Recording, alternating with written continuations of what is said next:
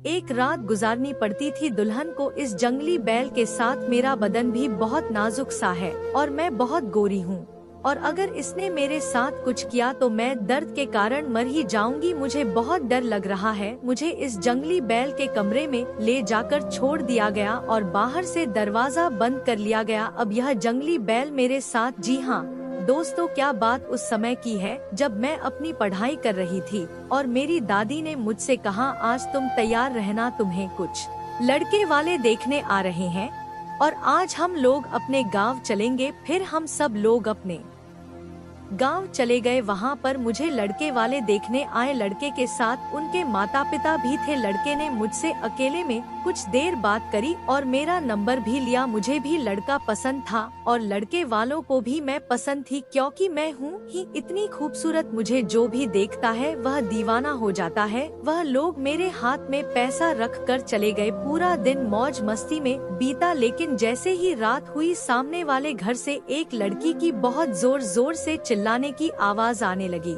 मैंने अपनी माँ से पूछा, माँ यह कौन लड़की चिल्ला रही है? तो उन्होंने जवाब नहीं दिया और कहा, जाकर सो जाओ। किसी जंगली बैल के भी चिल्लाने की आवाज आ रही थी। मैं बहुत डरी हुई थी। मैंने अपनी दादी से भी पूछा, लेकिन उन्होंने कुछ भी बताने से मना कर दिया और कहा, यह पुरानी प्रथा है, तुम जाओ सो जाओ। रात भर उन दोनों की चिल्लाने की आवाज आती रही, लेकिन मैं कुछ भी नहीं कर सकती और मुझे रात भर नींद भी नहीं आई। सुबह हुई तो मैंने देखा गाँव के लोगों ने उस लड़की और बैल को उस कमरे से बाहर निकाला। लड़की खून से लथपथ थी। उसको ले जाकर हॉस्पिटल में भर्ती कराया गया और जंगली बैल को खाना दिया गया। मेरे तो समझ में ही नहीं आ रहा था यह सब चल क्या रहा है। आखिर कोई इंसान इन सब के विरुद्ध खड़ा क्यों नहीं होता है? यह प्रथा बहुत सालों से चलती चली आ रही है और कोई भी इसको रोकता क्यों नहीं है? कोई लड़की जंगली बैल का सामना कैसे कर सकती है? कुछ दिन बीत जाने के बाद मेरे ससुराल से फोन आया कि हम लोग जल्दी शादी करना चाहते हैं।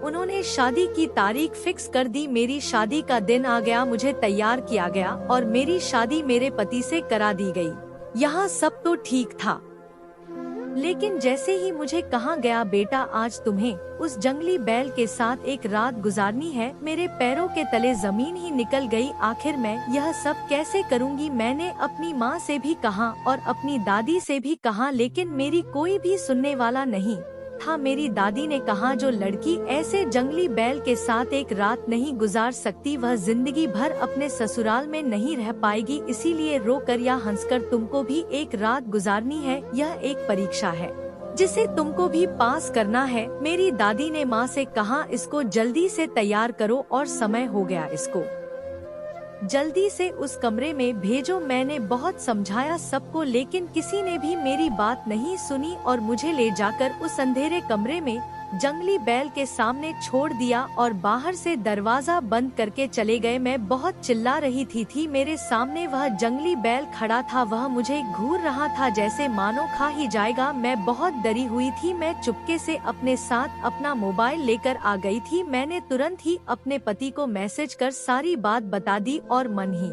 मन सोच रही थी कि पता नहीं वह आएगा भी या नहीं, वह कैसा इंसान है, वह मेरी मदद करेगा या नहीं, कहीं वह भी इस प्रथा का हिस्सा ना हो। वह जंगली बैल धीरे धीरे मेरी तरफ आने लगा। मैं बहुत तेज भागी, वह जंगली बैल भी मेरे पीछे भागा और मैं बहुत तेजी से हटी। वह दीवार में टकरा गया जंगली बैल और तेज पगला गया। वह बहुत तेजी से मेरी तरफ आया और अपनी सींगों से मुझे उठाकर जमीन पर फेंका, लेकिन इतने में ही मेरे पति आ गए और उन्होंने मुझे पकड़ लिया। मुझे बस हल्की फुल्की चोटें आई। वह मुझे तुरंत बाहर ले गए और जल्दी से दरवाजा बंद कर लिया। आज मैं इस जंगली बैल के कहर से बच गई। मैंने जैसा सोचा था उससे कहीं ज्यादा अच्छा मेरा पति निकला। वह मेरे माता पिता व दादी से लड़ गया और कहने लगा, यह सब अंधविश्वास तुम लोग मत करो, यह सब गलत है। एक लड़की को ससुराल में रहना है या नहीं रहना है, वह लड़की तय करेगी, कोई जंगली बैल तय नहीं कर सकता। और कितने लोगों की जान लोगे तुम लोग? अगर तुम लोगों ने यह सब दोबारा किया तो मैं पुलिस कंप्लेंट कर दूंगा। हम सब लोग पढ़े लिखे हैं और यह सब अंधविश्वास में नहीं मानते हैं। वह मुझे लेकर शहर आ गया। आज इस बात को 5 साल हो चुके हैं।